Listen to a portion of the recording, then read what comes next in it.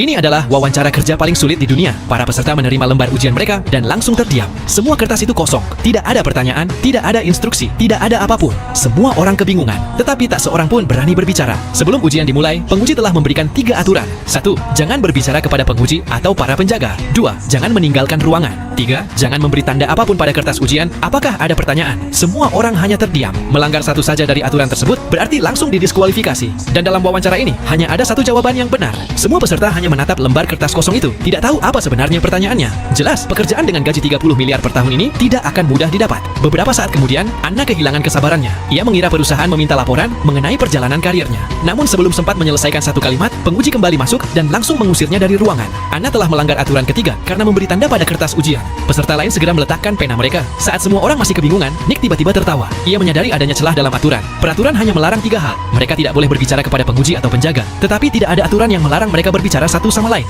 Untuk membuktikannya, Nick menyapa Mark yang duduk di sebelahnya, dan penjaga tetap tidak melakukan apapun. Melihat hal itu, peserta lain akhirnya berani berbicara. Mereka mulai berdiskusi mengapa lembar ujian itu kosong. Kemudian, Emily menduga kertas itu mungkin terbuat dari bahan khusus, sehingga pertanyaan tersembunyi hanya akan muncul di bawah cahaya tertentu.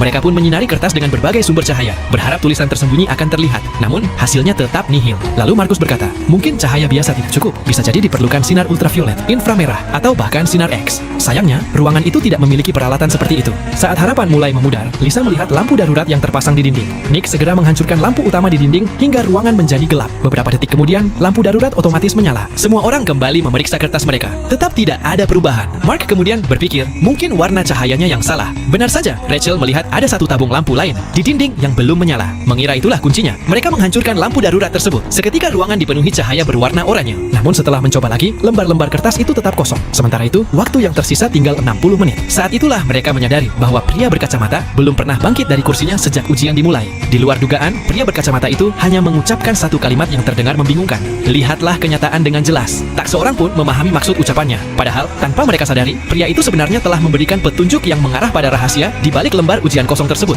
Menurutmu jawaban yang benar adalah? Dan bagi yang penasaran, film ini berjudul Exam.